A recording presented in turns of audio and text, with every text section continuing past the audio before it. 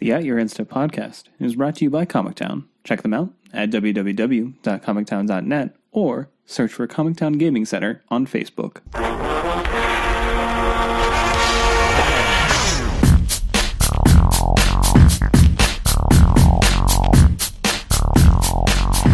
Hello, and welcome to At Your Insta. My name is Morgan, and I'm here with Dave. Hello. And Mike. That's horrifying. I just want you to know that. Oh, good. It's like a second time. Here we go again. Yeah. A second time, even better. Morgan got me a toy. And if you've ever seen Independence Day, it is one of the aliens from Independence Day that actually opens its head flap to show you the tiny alien inside. So what you just heard, it is a head flap, right? Like we don't call it. It's not a good word, though. Okay, so I guess it's exoskeleton? Sure. Like it's armor, right? Isn't that how that works? What's something you don't ever want to have? A head flap. If you had a head flap, you could like store a bunch of things like a pocket. Anyway, that could be taken an entirely different way. Sure. Whatever. I wasn't going that direction. You ruined it. I was talking about like the functional head flap. Correct. You're gross. The armor, you mean? Well, no, I'm saying like as a person. Now I'm interested in designer head flaps. Okay. They're like mud flaps for your head. Gonna get a that Yosemite Sam head flaps. They hang off your ears. Oh man! So they don't tread on me. No, I know. I've seen them. It's all right. Man. Anyway, we swear this is a magic podcast. I apologize for letting. I shouldn't. I was assuming Morgan was going to restart after you heard that noise. Credit to him, powered through. No, that's comedy gold. We're all professionals here. Yeah, exactly. Yeah, well, at least Morgan is. I don't know. Anyway, so we have another fun and exciting episode for you guys this week. I definitely want to talk about Eternal Masters. Those spoilers have started to come out, and they've all been very exciting. And then we wanted to touch on a little bit of new REL draft changes for the professional level events, and then we wanted to go into the competitive segment. After that one, talk about GP Charlotte, GP LA, and then kind of tie up the end of the episode, go over everything. So let's dive right in here and talk about Eternal Masters. So, like I said, spoilers have started to sort of trickle out, and it's been a fairly steady stream from what we can kind of take a look at here, and some really heavy hitters have kind of shown up here. So, I mean, where we want to start? How about Giant Tortoise? Yeah. I'm really excited about that one. That's a great place to start. No, I mean, I don't think we're going to do like any sort of whole set review for this or anything like that. From what I understand, no. But it's important to note some sweet cards that are actually going to be showing up in a draftable format, which is fairly exciting. I know I haven't drafted any of these cards pretty much, so being able to like open a pack containing them is pretty awesome. So some really quick ones, we have the first printing of Charlotte's Agent since like the Judge foil, so this is like an easy way to get a foil version of that card. There's a lot of great there's just a lot of great cube cards that people will want foils of, basically, which is really, really nice. But we have things like Vindicate showing up, which is pretty awesome. We have, Cabal Therapy, a new printing of Counterspell, Baleful Strix, another printing of Dak Faden, which I know a lot of people really want. Another printing of, Jace the Mind Sculptor, Krakus, Sensei's Divining Top, like, just... Mana Crypt? Yeah, so much value. And so much, like, big... powerful cards, and like I think it's probably the most exciting thing is like this is a draftable format that is very, very inherently powerful, which I don't even think like Modern Masters 2 even reaches the levels that we see here. Did you guys enjoy the bird? So like we started off with like a literal alien noise, and now we're like in nature. Yeah. They're gonna assume we're just piping in sound effects for the fun of it. Yeah. No, this is that we definitely are one with nature while recording our episodes of At Your Instead. No, I really think like we can just like list cards honestly, but I will think it's kind of interesting that they said that this is going to supplant Legacy. and possibly vintage, but also like Commander. And you can see already the starts of so you have Baleful Strix, Shardless Agent, and Toxic Deluge already represented. So you have okay, here's some cards for and Deathrite Shaman as well. So here's some cards for Shardless, right? But then you have like Maelstrom Wanderer with new art. So you've got a lot of cards that are like for actual decks. We see that Elves is going to have a pretty. I'm sorry. I guess I should mention Hymn to Turok as well for Shardless. Just everything else about the set to draft looks really sweet, except for Hymn to Turok. If obviously a lot of our listeners are probably drafted cubes or whatnot. Even the Magic Online cube, because that card's miserable. That card's just miserable to play against. Yeah, it's not fun. You also have things in here like first printing of Goblin Charbelcher since Mirrodin, right? Yeah. We have Maze of Ith with the special the what art is that from? Was that Judge? That was foil from the Vault one. From the Vault art without the awful foiling process. Right. Yeah, and that's a common theme with a lot of these cards. It's the from the Vault printing without the terrible, or the premium deck series printing without the terrible art. So that's really exciting. We get a Sneak Attack. Yeah, that's which is awesome. Yeah, I appreciate a lot of the cards that they're printing that never had foil printings before. So cards like Gamble, Hydroblast, Hydroblast and Pyroblast, and Baleful Strix are all cards that have not had previous foil printings before. So that's pretty cool. There's even some other smaller ones as you mentioned, Giant Tortoise, right? That's one that's technically never had a foil printing. There will be somebody out there that collects, foil giant tortoises. Oh, why not? They'll just have a couple pages of them in their trade binder. Go for it. Yeah. Maybe that'll be me. I don't know. It could be. I also think it's interesting. There's a ton of tutor effects that are being printed. Yes. You have both Enlightened Tutor and Mystical Tutor at Rare. You have Vampiric Tutor at Mythic, correct? Yes. Then you also have things like Gamble, which Gamble I think was a tough one, and that one, correct me if I'm wrong, that's never been foil either, right? The Gamble's only Urza's Legacy or Urza Saga. I mean. Yeah. I mentioned that one. Oh, did you? Yeah. I literally just didn't hear it. I'm sorry. Yeah, it's sweet. That's my bad. It's got some new art too. But cool. also then Entomb also goes in that sort of, and you also get Anime Dead, so. So you can see the shell of you have legacy decks, but you can also see a lot of sweet cards. I know for you people who also care about rarity downshifting, Dave here has been very patient. We've seen a lot of uncommons become rares in this set. Sensei's Defining Top, Shardless Agent, and honestly though, things like Shardless Agent and Baleful Strix, they are printed uncommon in a plane chase set. So they for just if you're like, well, I don't want a Baleful Strix as a rare, draft that card at uncommon, and when your opponent has two of them. And you cry. Yeah. But you also have things like Nibble Mongoose becoming a common, which look out Delver and Pauper. I don't play Pauper very much, but I looked at that and went, oh no. That's terrifying. So I know, but Dave is looking forward to seeing what other cards sort of come out at new rarities for Cube, which is nice. Yeah, we've seen that with the past, with the couple Modern Masters sets. They would print cards like, I know Cytoplasm Rootkin was originally a rare, and then that was an uncommon in Modern Masters 2. And what was the elf guy, the 3/2 for 4? Draws a card. Mastic Myers. Mastic Myers right. It was printed at an uncommon in Modern Masters 1. Right. So something like that. I'm probably one of I wouldn't say a handful, maybe not that many people that are looking forward to downshifted rarities for Peasant Cube, but we'll see. I'm sure there'll be a couple in the set, so looking forward to that. They're never really the flashiest cards, so I would assume that they'll probably come out when they do the whole set dump, at the end of the spoiler season. Right. Is that this week or next week? They're doing this really quick. Yeah, I actually don't know. I was trying to figure that out, but I have no idea when the set will be actually fully released. It could be Friday, but yeah, because I think the set comes out the week after that, right? It comes out the week before GP Columbus. It comes the week of. Okay. Yeah, week of. It comes out on the 10th. I think give Wizards credit with this. This set already looks great. Value wise, it looks actually insane. There's some dud rares. You're not going to be happy to open a Void. You're not going to be happy to open a Call the Skybreaker, Rorik's Bladewing, or Rorik's Bladewing. But for the most part. These rares are sweet. Even the cards that were uncommons have become rares have a lot of value. It's really sad when you look at a set and you're like, well, Wrath of God's one of the duds.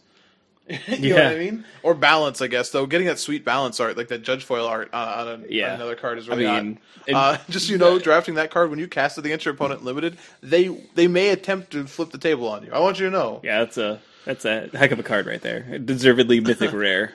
But your uncommon value is unreal as well, because you can walk out, you can just get a pack and end up with Counterspell, Nimble Mongoose. These are just commons, and then like uncommon have Cabal Therapy, possibly Hymn to Turok, Hydroblast, Pyroblast, like, Chain Lightning. Like you're gonna get a lot of value in these packs for sure. And if you could have picked up a box for close to MSRP, good on you. It's now closing into 300 to 320 for a box, and which is crazy. And I really hope that everyone gets to experience the set, gets to draft it, gets to do a sealed with it or something. It is definitely something that looks like will be fun for limited, and I can't wait to see what the rest of the archetypes are and what the rest of the cards are for those archetypes. Yeah, but before we get off this real quick, did they ever come out with? Did they have an article where it explained like the set mechanics? Or like the themes, or are we just kind of learning as we go? There was one that had a few of them listed.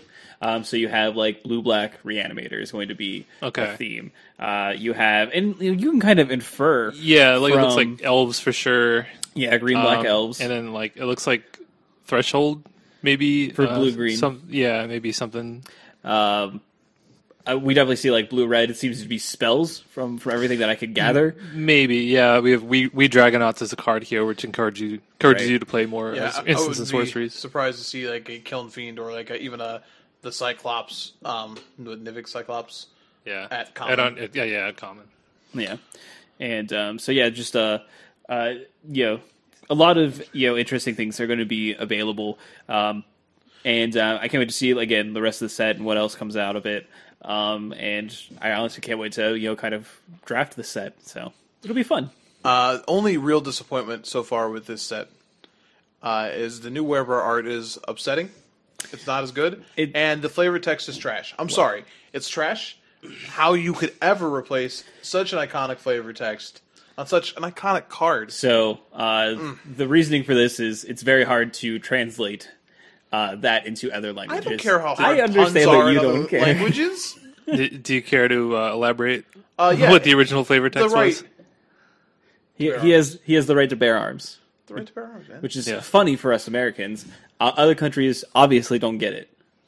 Oh, I'm so sorry. I thought this was America. I thought I'm not even gonna make a joke. My joke will start sounding like Donald Trump rhetoric, and I just can't do it. You don't want to do that. I really want to know what like the Japanese translation of that is, because I'm sure it's not like it's just straightforward. It's like bears' arms have rights. It's like what? Okay. Yeah, I imagine something like that. It's pretty great. So, that is unfortunate. I agree, but it can't all be perfect. I do like the bringing back of Werebear though, like after werewolves were reprinted, like Werebear's like, I want to remind you guys, I'm the OG werewolf. Actually, it wasn't. There was like lycanthrope. But that card's gross. So does this mean you mentioned mechanics and and hopefully we'll get more on that. Like tribal is also a thing, at least elves, and it's been hinted at the goblins could be. But is Threshold then that's another card with Threshold or no? Nimble Mongoose as well, right? Yeah. I don't know. It'll be interesting to see if it's assumingly blue-green. That's the blue-green archetype. Right. So can we get Grizzly Fate one time? I mean, Grizzly Fate. We could get some of the flashback cards. I just want the bear tokens. Like Careful Study then seems like a slam dunk then, right? Like with all the reanimation stuff and then Threshold. Probably. Man. See, that would probably be a common, so they're not gonna be like, oh, hey guys, Careful Study. It's like, oh, yeah, whatever. But, that's not exciting, but it's cool, and it would be awesome to have in the set.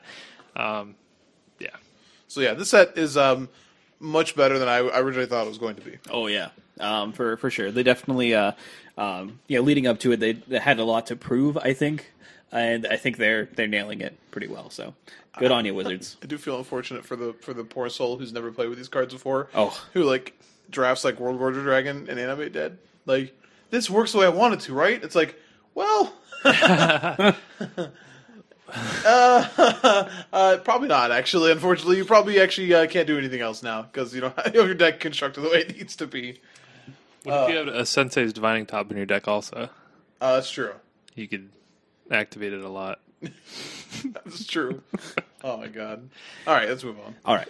So we just wanted to touch on this real quickly. They recently announced that they are going to change how double face cards are drafted in professional REL drafts. So this is like, your Pro Tours, your day 2 of Grand Prix, things like that, World Championship. Basically, they're going to sleeve all stamped cards used during booster drafts. Which, wow, that is definitely a lot of work. But clearly it worked at the Pro Tour, and they liked how, clean and simple that was. So, if you, day 2 Grand Prix, Sao Paulo, Grand Prix Sydney, go to Pro Tour Eldritch Moon, your double face cards, they're going to be sleeved, which is pretty interesting. So, just a little bit of a tidbit, definitely a great change. This doesn't affect your F&M drafts, your whatever, your kitchen table drafts, self-sure, your double face cards, or be like that jerk that doesn't. Try to keep that information secret. Or the person who thinks they have to reveal them the whole time and they just like stack them all out next to you, and you're like, you don't got to do this. No, this is an easy change. Like having drafted this way, there was a very vocal minority of people who were grumbling about it because of how they had done they've gone through about testing. But now that you know, then like you're just drafting. Like it's all it is. You're just drafting. So. Yeah. And it really emulates Magic Online drafts, Absolutely. obviously. So, I don't foresee this being a big issue for players. I feel kind of bad for the judging staff that now has to sleeve all these all these booster packs, but that's a logistical issue that they'll just have to work out. Sometimes the simplest solution is just the best, which this seems like. Obviously, manually sleeving all the cards is kind of a pain, but whatever.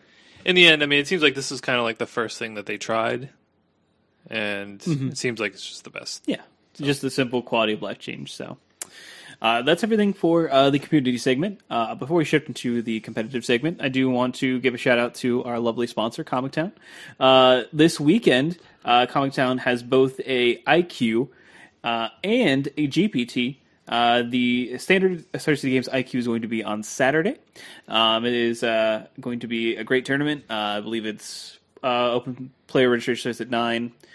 Parents 10. Yeah, player meeting will be at 10, and I believe it's $30. And then for Sunday, we actually have a Legacy GPT for, you guessed it, GP Columbus. Makes sense. This is a Wizard sanctioned event. This is not going to have any sort of proxies or anything like that. So bring your sweet, fully decked out Legacy deck.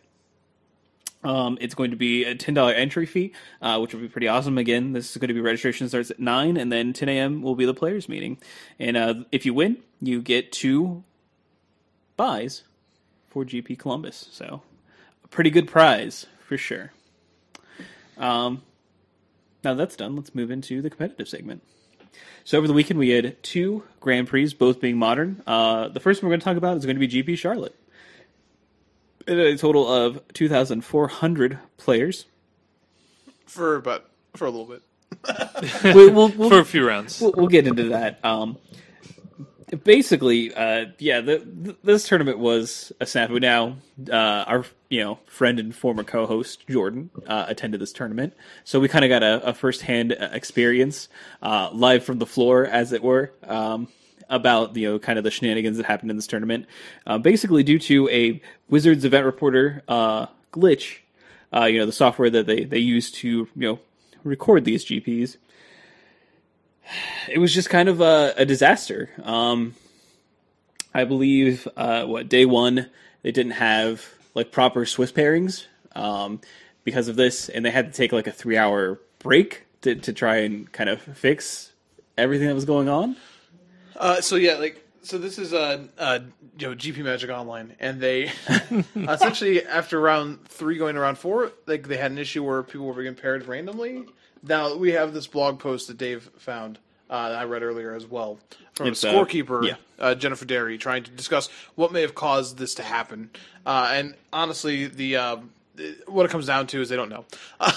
But the way that their thing is set up here is that You have a master computer, quote unquote. I apologize for the terminology, as did she. Apparently, this is just the terminology for Wizards. You have a master computer, and you have slave computers who are hooked up to the master computer. I mean, that's actual computer terminology as well. She made the apology, so I figured I would throw it out there as well. Fair enough. But essentially, a person did not receive their buys correctly, and when they tried to put that person in, that may have been the person. They said there also was a drop in the internet when they tried to add that person's buys back in, and that may have also caused it. But essentially, they think that it paired people based off of the points that they thought that the machine thought it had.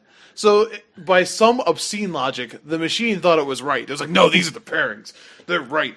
But yeah, they couldn't fix them, and they were trying to, and they announced they were going to have random pairings the rest of the day, which I don't know if you know about this, but if you want good breakers, you definitely need to not play against people who have 3 losses when you're undefeated. So then they said that the breakers would reset on day 2. Spoiler alert, they didn't. Oh. Now, according to the scorekeeper, she said that they realized after the fact that Walter, the scorekeeping unit, would not allow them to reset the pairings. A number of people who were made to day 2 at like 6 and 3 were assumed they would not be able to cash based on clean breakers because they would be playing against other 6 and 3s the rest of the day. So essentially they would always be too low to get prize. So then a number of them made the decision to drop based off of clean breakers as opposed to carryover breakers. So that was weird as well. But essentially they offered so Star City offered anybody who would drop from the main event to essentially reduce the clerical issues with the tournament. They offered them a free challenge badge for the rest of the weekend, and 700 players dropped. Yeah, so it was a $70 value with the challenge badges, and it was something like 700 or so players dropped before round 5. Yeah, and it is important to note that they added more challenge events as well to the queue. It says the challenge badge starts technically on Friday, and even when you're midway through the tournament, you've already missed some of the challenges, especially Friday and Saturday. So they made up new events to kind of cover that difference basically. So right, but from everything that I've heard, Star City kind of did what they could to try to make it up to people. It was kind of a situation that was out of their control, unfortunately. And Wizards has come out and kind of admitted, hey, our software was at fault, and Star City didn't have anything to do with this. Then they're going to work with Star City to help offset the costs of, all the extra things that Star City had to do to try to make things right. Yeah. So I mean, it's unfortunate that it happened, but from everything I heard, I mean, it's it was somewhat salvaged.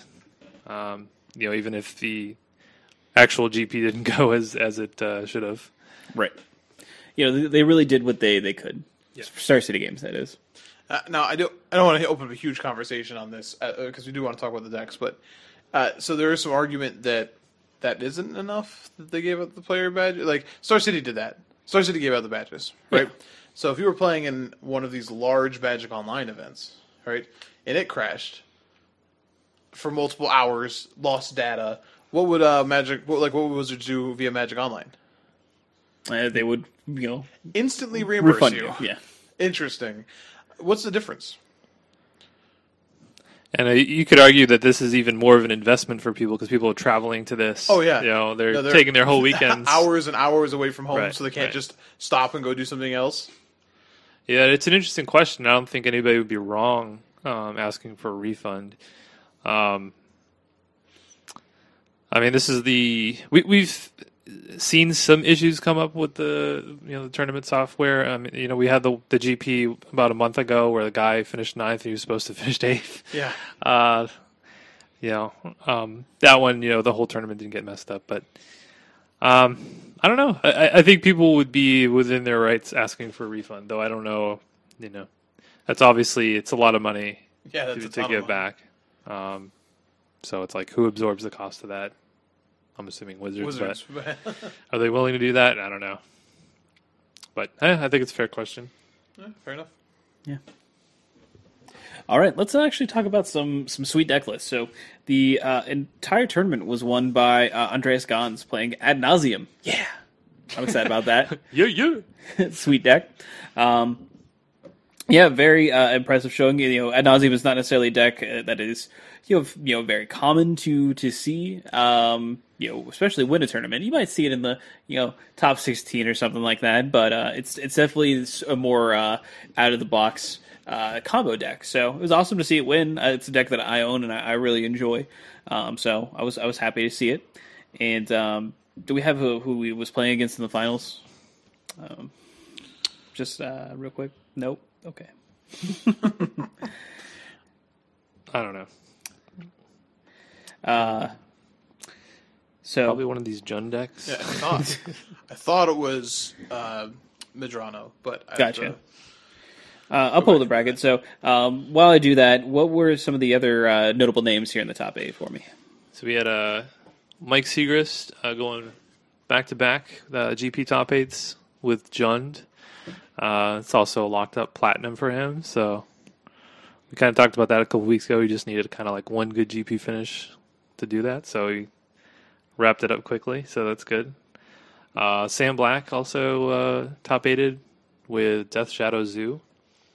I know he wrote about the deck on Star City Games Premium today. I think he actually called it the best deck in Modern. He called it the best deck in Modern. I think a lot of decks could make that claim right now, but I don't think. I mean, I didn't get around to reading it yet. However, I did get to play that deck a little bit when it was in the Pro Tour Gauntlet on Magic Online, and it can get some pretty brutal draws, like some pretty consistent turn 3 kills. So, with Burn being less of a player in the format, this deck really loses one of its more frustrating matches, where like it plays its game into Burn. Like, oh, you better kill me or you're dead. Yeah, when your whole game plan is like, get your life total below 10. Burn is probably not the match you want to see. But with the lower amounts of burn overall in the format, this is certainly a deck that could see a rise in popularity. Mm-hmm. Andreas Gans played John Bolding, Night Company, in the finals. So that deck's really sweet. Play some Dominator Raid. I miss that guy. Was a big fan of him in the Standard. That's kind of a throwback Modern deck. We saw that not at the most recent Modern Pro Tour, but the one before that. I believe Paul Rietzel played it like last year. And really, not too much has changed except for the sweet one of Tireless Tracker. Right. Yeah, I didn't see that one. Tireless Tracker in all formats, forever. He's even playing the one bonfire in the sideboard. That's sweet. Yeah. Man, I'd love to play this deck. It looks like a lot of fun. Going back to the winner's deck, Andreas Gans's Ad Nauseam. What do you think of the Laboratory Maniac? Yeah, it's pretty interesting. Did you notice the number of cards in the main? It's wrong. Is it wrong? It is wrong. He only played 2 Temple of Epiphany, 2 blue-white Temple. Oh, of Enlightenment. Okay. Enlightenment. Never mind then. I thought that was sort of spliced in. Yeah, I don't know how often. Like, I'm not well enough versed in Ad Nauseam to know how often the secondary win condition actually comes up. But it's certainly interesting because you can, if you're going off, like this allows you to go off through a or to kill somebody through like Leyland of Sanctity. Because you can then you could turn your Simian Spirit Guides into depending on how much mana you have. Like you'd have to either have a Lotus Bloom coming off or like enough mana to also like Pentad Prism for the blue source. Yeah. But then you can still just cast the Laboratory Maniac afterwards with no cards in your library, and then like depending, you probably won't be able to cast like a Serum Visions, but maybe if you're real lucky. Right. But I mean, so ideally, even if you can't do that, you basically you Ad Nauseam, you sculpt your hand, you cast your Lab Maniac, and you just have counter spells. So theoretically, they can't do anything to Lab Maniac, and then you keep your one of your Angel's Graces for any sort of pack triggers that you'd have to cast, and then you go to draw a card and you can't, and you win the game.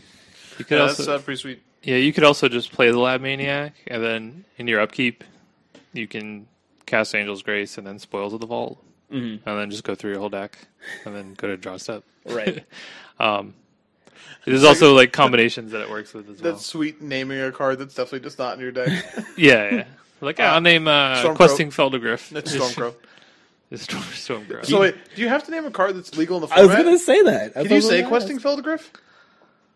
I don't know. Maybe. Huh. I don't know how that works. I don't know. either. Because like, can you like?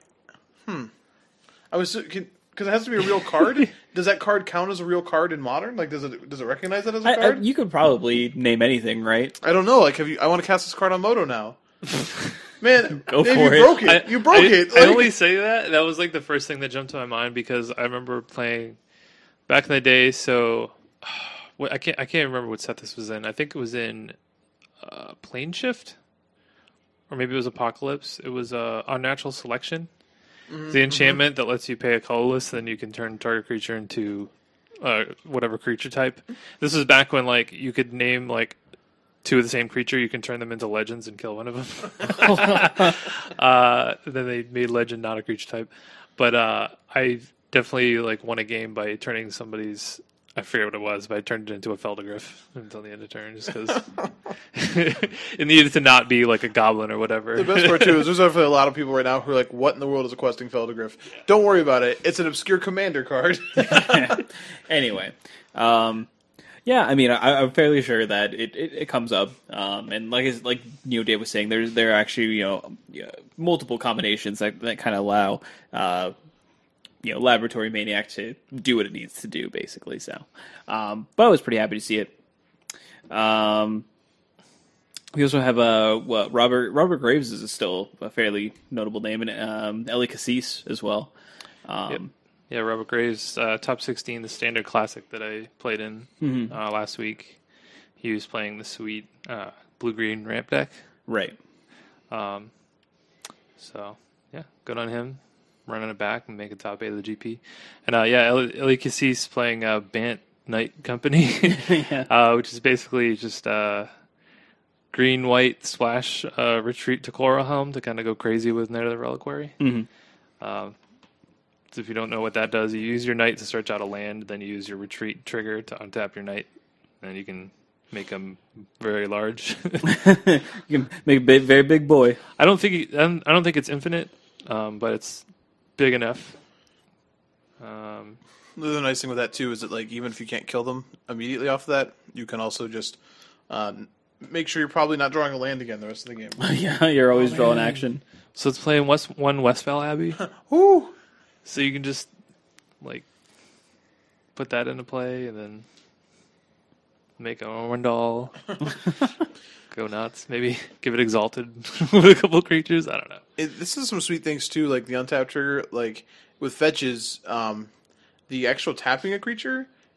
Like having played against this deck, when it first came around, the being able to like tap creatures at the end of turn, like is actually pretty gross for this deck. We're just like, all right, well, I'll crack my fetch, tap a guy, tap my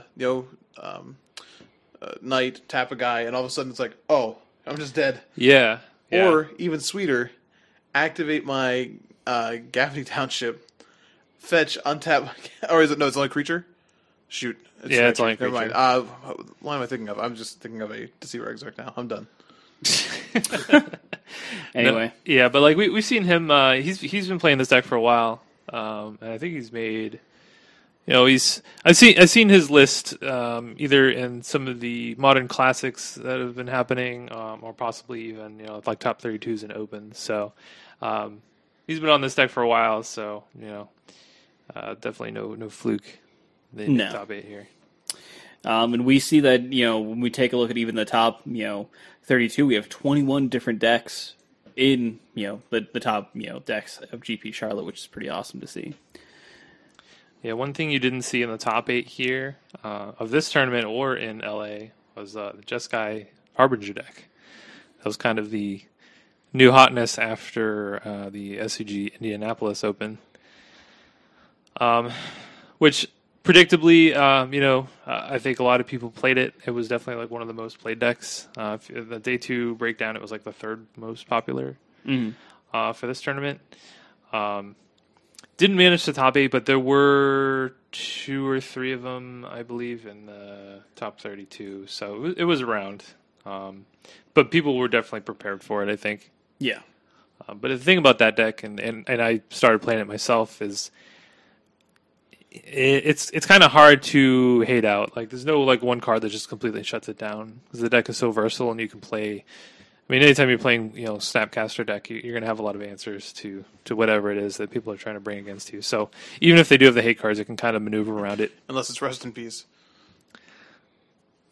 Then Snapcaster's not quite sure, yeah, versatile. Snapcast, yeah, sure. We still have cards like Wear Tear in the sideboard and Cryptic Command and stuff like that, where you Sure. or even just Spell Snare to counter it. But yeah, we saw Jerry T ran it back. He played this deck at the Mox, and he ran it back for this tournament. And it's pretty close to what he played at the Mox, though there was one difference. He was playing Geist of Saint Draft in his sideboard, which I actually like a lot. Because it gives you... people are more than likely going to board out their creature removal against you. Maybe they'll even, a couple paths or something like that to kill Celestial Colonnade. But for the most part, it's like you're not going to have a lot of targets. You just have Snapcaster mages, basically. And definitely going to board out their mass removal spells if they have any. So bringing in Geist is just going to be, you can easily clear a path for them, and they're going to be very hard to kill unless they keep in some otherwise inefficient cards against you. Mm-hmm. Yeah. Anything else that we want to bring up here about GP Charlotte? I mean, we talked about the diversity, I think. Yeah, I mean that's pretty probably the biggest takeaway between both the tournaments we're going to talk about is that Modern is really showing itself as being a very, very diverse and interesting format, and even like the proposed busted best deck isn't necessarily what's going to win the tournament, and you can really still play what you want and still have some success. Are certain decks waxing and waning? Yes, of course, but it's awesome to see really, roguish strategies like Ad Nauseam win GPs, which is kind of nice. I think, and we'll talk about this when we get a little bit into LA, but like kind of the contrast. So like Modern is very diverse right now, and you can see that. But even just looking at some of the decks that showed up in Charlotte and some of the decks that showed up in LA, like the LA had multiple Merfolk decks in the top 32, and Charlotte had 0. Or like something like Red Green Tron, where there were a couple of those in LA and there were 0 in Charlotte. It's just weird. The East Coast is better than the West Coast. I said it. I'm starting a war. I'll tell you. I was going to call it the GP weekend, East West Bowl, but yeah. As long as no one likes Biggie's going down, I'm okay. I'm okay with a little rivalry. All right, so let's shift gears and take a look at GPLA. Now, I have to say the GPLA had coverage. That was what you were watching over the weekend, and it was really good. Yeah, it was great coverage, actually.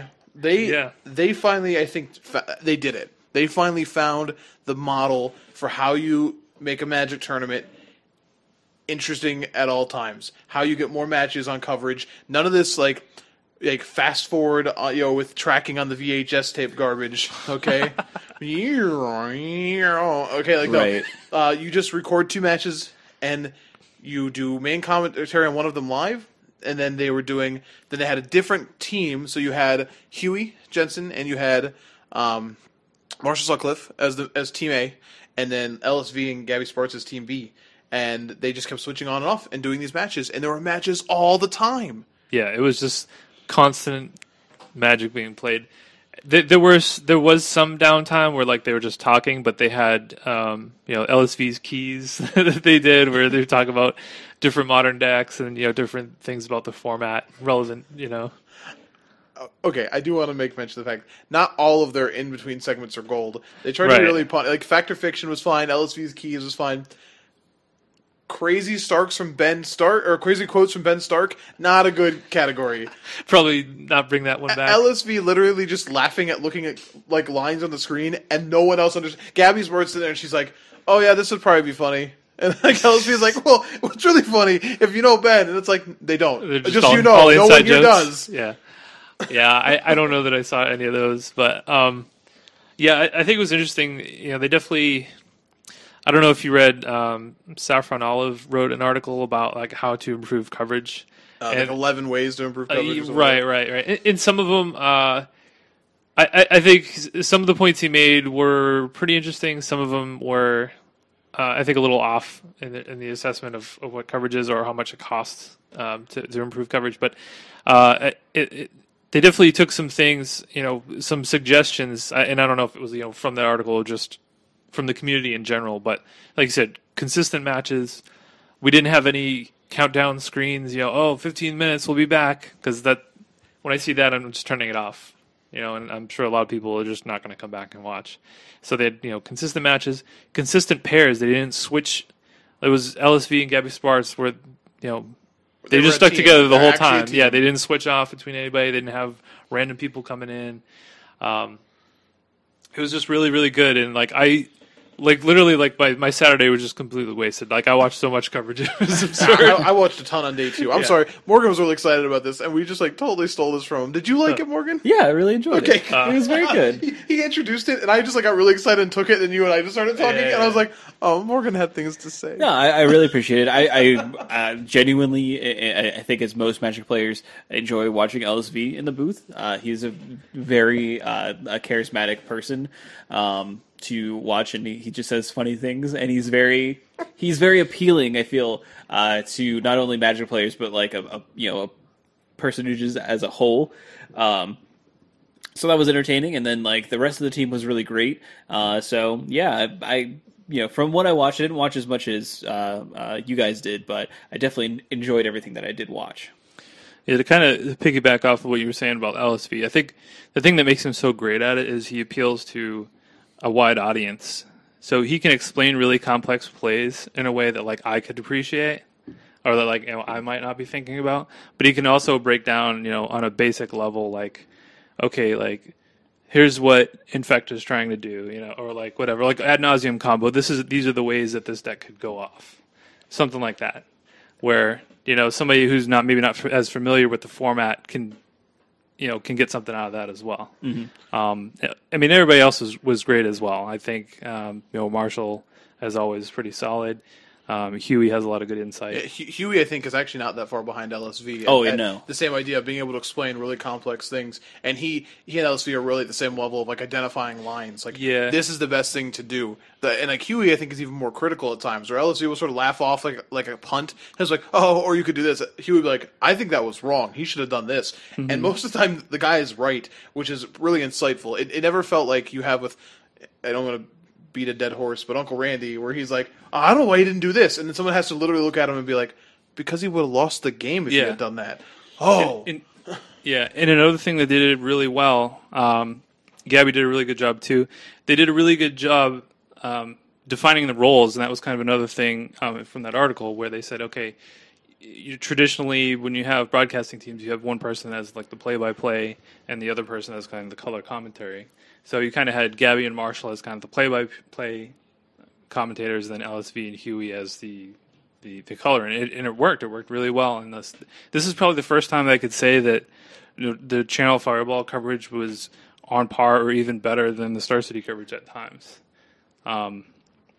Maybe the quality, the sound quality was left a little to be desired with the microphones, but that's something that could be fixed. They also, to their point, did say that they had, you hinted on this, but the venue had terrible internet service. Yeah. They kept mentioning this, and that's frustrating. So, is that only equipment, or is that also the fact that, as things sound worse when the bit rate goes way down? Right.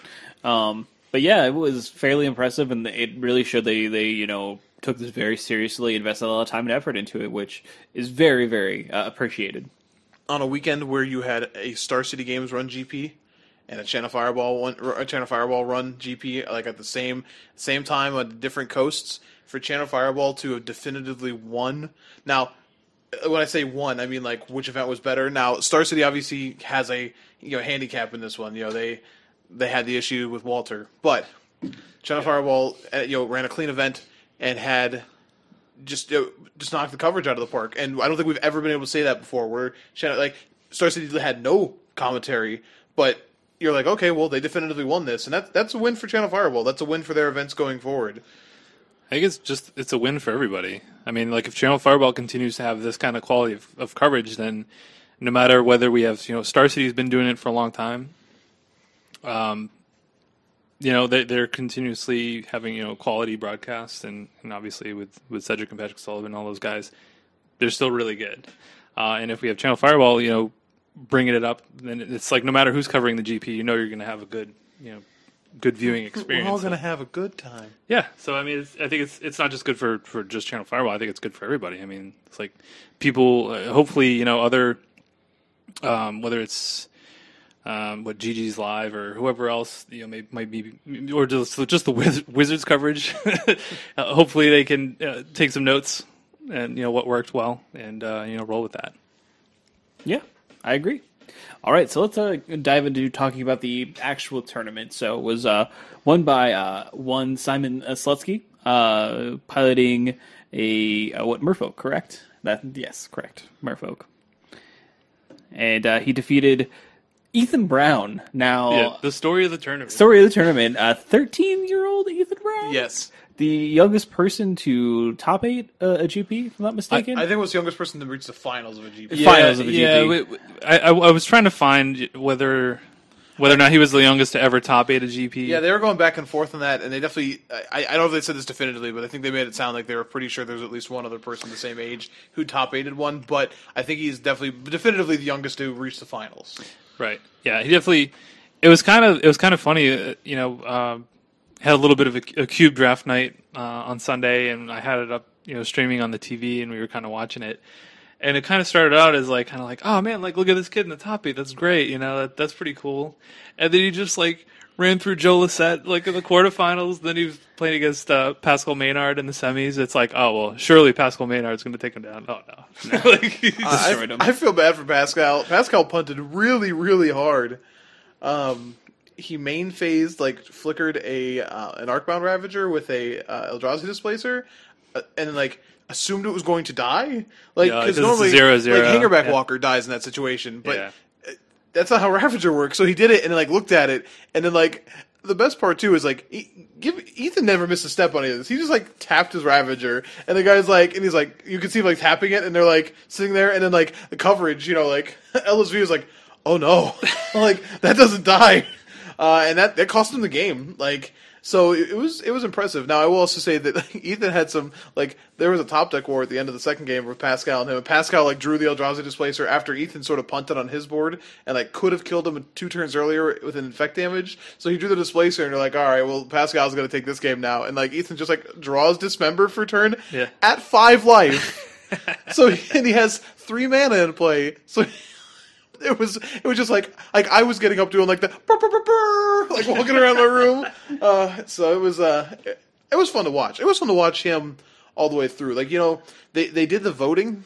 It was something else that Channel Fireball did. They've let people vote on the matches that they're going to show, the match they're going to show in the quarters. Yeah. And people wanted to see that. They wanted to see. Now maybe they voted for Pascal. It's possible, but I think they were voting for him too. And he played it all the way through. Now, give credit to Simon, who I think game 3 it looked like he was dead multiple times and found the winning line. Yeah, we were watching. We were so he's just dead, right? I didn't do the math. I mean, I don't know. Who does? Yeah, it's kind of like when I used to play Affinity. I just shove with all my guys. It's you're probably dead. I don't know. No, he was able to do some really cool tricks with Mirror Regery to make sure he could cast his Hercules Recall, and then just killed him. Just did 17 to him. Yeah, he had exactly 17 for the exact kill on the last turn, where he would have been dead the next turn. So It was pretty exciting, and there was all 3 games were pretty good, I thought, in that match. Biggest takeaway?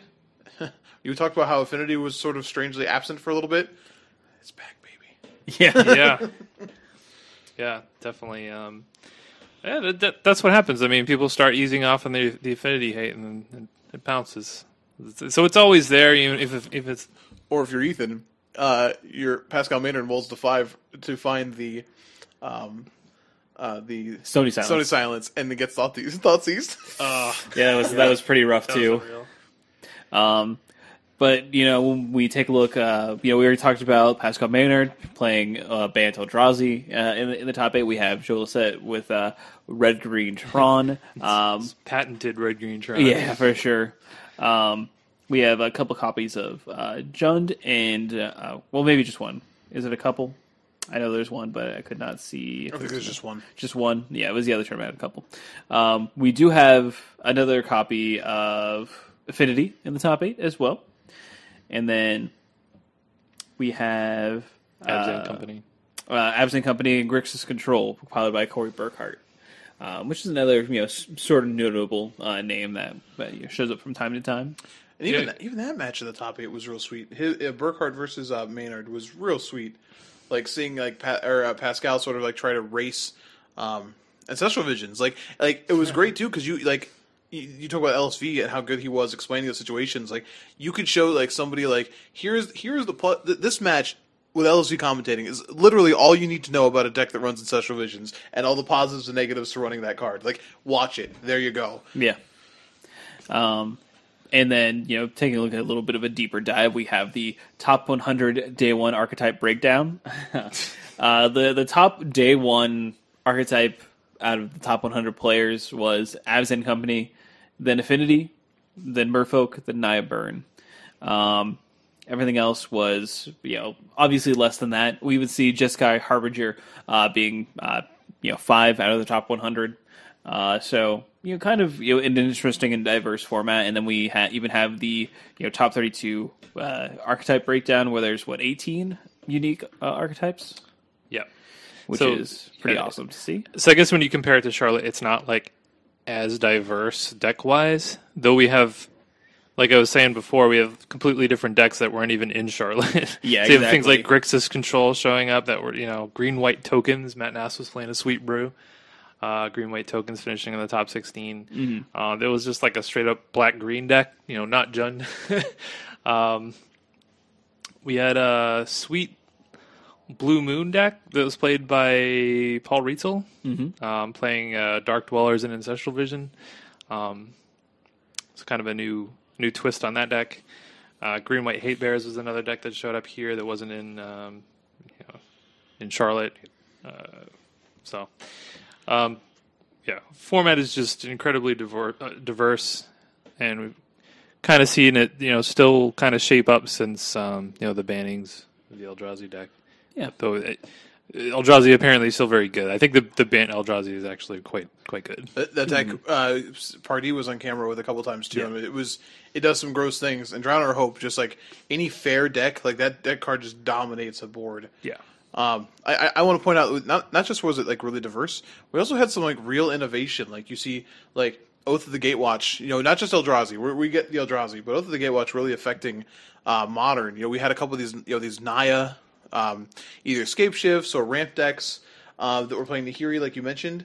But like Oath and Nissa was huge for them because they were Blood Moon decks. Yeah. The Blood Moon decks with Oath and Nissa lets them cast Nahiri through Blood Moon. It's disgusting. You saw it on camera multiple times. So not only was it like getting them a land or getting them a Planeswalker, or getting them a Titan, like it was actually doing work. And I think the sweetest one was Patrick Chapin, right?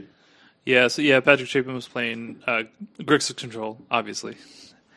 And he was 10-1 at one point, and then managed to go like rough. He was 10-1, and then he went like 0-3-1 in the last 4, losing to a couple Merfolk decks.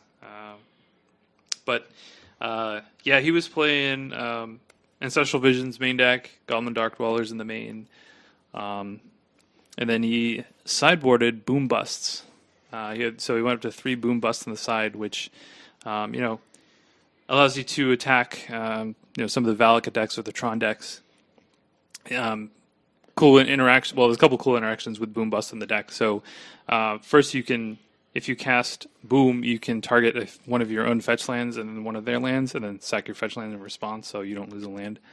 And then also, Goblin Dark Dwellers lets you flashback Bust, even though that one costs 6. I don't know. That's kind of a weird way that absolutely works. But it basically lets you Armageddon the board and then leaves 4/4 menace in play on your side. So it's pretty nice. We saw that a couple times. Now, I to the credit of was it JC Tao who was playing him at one point? Yeah. Definitely had the sweet in response cast through the breach Primeval Titan to get 2 lands. Or let it resolve. He floated 5. Let it resolve, but floated the mana and then cast it so that he didn't actually just get Armageddon. He almost won the game because of it. It was really close. He did win that game. He won that game on the last turn because he got up to 5 mana again, then had to through the breach Titan for exactly 18. Oh no, you're right. You're He absolutely lost right. the match, He lost but he the won match. that It was game. that game. I'm Yeah. sorry. I was thinking the match and I was confused. No, you're absolutely right. And it was insane because that deck definitely shouldn't like win through Armageddon and did. Oops. So it was some real sweet plays. But you see like a 5-mana 4/4. Was it a Shatter Skull? Recruit or something like Yeah, that. something like Huey that. kept mentioning like when there was because there were people play Rest in Peace. Like, all right, well you got your 4/4 He's menas. got 6 mana Tassiger, But that so I just think it's really cool to see what Standard's doing to Modern as well, and allowing and Nahiri obviously as well. But Yeah. Man. So across both of the tournaments, we have the top 8 most represented decks among the top 32s. So we have Affinity, Jund, Blue Green Infect, Merfolk, Jeskai, Bring to Light, Scapeshift, Abzan Company, and Burn. So a fairly large smattering. I think it's important to note though that Burn, while it had 4 copies, so it's the 8th technically on this list. It didn't put any in top 8, and did it put any in top 16 on there? It might have been one. No, Yeah, it was still around. I kind of lumped Burn.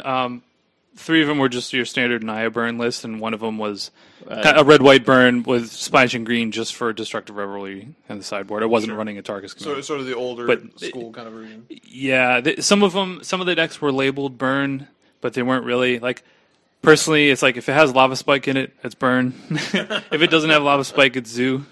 That's kind of what my metric was when I was looking at it. Yeah, there was a list that was labeled as Burn, but was playing Kurt Apes and stuff like that, and that was definitely more of a zoo archetype. It wasn't going like whole red green zoo territory with Burning Tree Emissaries and Bushwhackers, but that was like the split difference between the two decks. So Sure. Burn will always be there. It may not be as popular or as well positioned in the format, but these things come and go. They are a cycle. So is there anything surprising to you guys from seeing the results of these tournaments? I mean, Merfolk's sort of dominance in LA was very surprising. Yeah, Pretty close to the ocean. So. Very true. Yeah, I was a little surprised by that, but at the same time, it's like if you expect. I haven't played against that deck with the Jeskai Nahiri deck, but I would imagine it has a positive matchup against it just because it has islands. Merfolk tends to be good against those decks. It can kind of mess up their mana as well. Playing Spreading Seas against a 3-color deck is usually Aether is also pretty good against those decks. Yeah. I mean, Jeskai decks definitely have the tools. You obviously have a lot of spot removal and Snapcaster mages, so I kind of played that role with when I was playing Grixis Delver. It was similar in the way that you kind of fight against those decks. Proactive threats with a little bit of disruption can go a long way against some of these decks that are playing just spot removal. So right. So I wasn't. If people expected Jeskai Nahiri decks to be big, and I certainly did, that was kind of a natural, I guess, progression as to if you were trying to go next level. I guess maybe it's more surprising that there was 0 in Charlotte top 32. I don't know. I was really surprised to see we saw like a couple zoo decks, like maybe 2 zoo decks and like 1 red green Valakut deck out of both top 32s combined. I thought red green Valakut was kind of a really up and coming deck and looked really impressive on camera from the Indianapolis Open, and I felt like it was a deck that really was picking up steam in the format, was really poised to become tier 1, and it just didn't. I mean, just watching one GP on coverage, I saw a ton of not just in Chapin's, but there were a number of copies of Boom Bust cast on camera, lots of Ghost Quarters, a ton of Fulminator Mages, and a ton of Crumble to Dust. So people were ready for lands decks. They really were. You saw Tron did top 8 in LA, but that was really Tron's best showing across both tournaments. Like, people were sort of prepared for the lands decks, I think. Yeah, that's fair, and I mean maybe that's just a result of people expecting that deck to be, much like me expecting it to be, tier 1. People are prepared for it, but I still think it's just the power level on that deck is so high, like it can just fight through a lot of that hate sometimes. Oh, for sure. I think the only real surprise for me, I think I would almost say Bantel Eldrazi, but it doesn't really seem that much of a surprise. Like, that deck curves out like no other deck in the format can, and sometimes it gets to cheat its curve, and when it gets to cheat its curve, it's still close to unbeatable like it was before. So don't sleep on that deck. I'm not saying it's anywhere near what the other Eldrazi deck was. You're not getting turn 2 Thought Not Seared, but it presents... they can still technically do that. But I think that and Kiki Chord are probably the 2 decks in the format that best abuse a 1 mana, like a Birds of Paradise or a Noble Hierarch. Like, whew, it's pretty gross. But I think the real big surprise for me was the Blue Moon deck that Paul Rietzel and a couple others showed up with that had no counter magic interaction and the 2 or 3 drop slot, like no remands, no mana leaks. Like, it was really weird watching that deck on camera. Like, people played around it. People played like around the remand, so it worked. But a couple of the decks weren't, like the real proactive ones, and it got smoked a couple times by just like not playing that interaction. It was really weird. Yeah, I know. So Paul Rietzel played it in LA, and Pat Cox played it in Charlotte. I believe it was the same list or very close. I'm trying to pull it up now. It's way down in the top 32. Okay. Yeah, we're getting there. All right, yeah, Pat Cox is Blue Moon. Yeah, he just has 2 spell snares and an Izzet Charmer is the only ways. Or I guess Cryptic Command is the only counters. But no mana leaks or remands. Yeah, it was so weird. They were playing like Thought Scours too, right? This one was... Because I'm fairly 99% certain that Rietzel's was playing some number of those as well as the Thought Scours. But yeah, it was just a really weird deck. Like, I don't think it was bad. Like... But there were some matchups they had Rietzel on camera a couple times. Like sometimes the deck was just like curving out essentially and playing Ancestrals, and sometimes like opponents just landed like threats the first few turns, and then that was it. Like that was the game. Like he didn't have the interaction for it, so it was very strange. I wonder if they would play that list again or not. But that would be the biggest surprise to me. Was just like, what are you expecting to play against? Like it's just a soft permission. It was just weird. Yeah, I don't know, but I'm personally I'm gonna continue to play Jeskai Harbinger. Played it in a local tournament this week and went 4-1 with it. Deck felt really good, and I'm gonna continue to tweak it as we go. I'm probably gonna try out the Geist technology in the sideboard. I like that a lot. So nice. All right. That was pretty much everything for our competitive segment. Again, I do want to reiterate that Comic Town does have those 2 tournaments over the weekend. The Standard IQ on Saturday and the Legacy GPT on Sunday. Please check out Comic Town Gaming Center on Facebook for more information about those tournaments. And while you're on Facebook, make sure you do a quick search for our page. You can just do a search for At Your End Step. Give us a like, and you can know when we post shows. We're also on iTunes, so if you want to subscribe to us there, leave us a review. That'd be very helpful. If you ever want to reach out to us, we have Twitter. You can just look for us at @YourEndStep. Or if you want to give us an email, it's just @YourEndStep@gmail.com. And that is pretty much everything for this week. We do want to point out the GP Minneapolis and Manchester, both standard, no video coverage, but they are happening over the weekend. And then the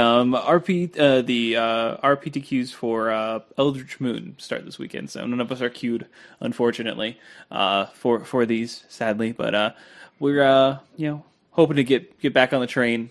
One of us, maybe all of us.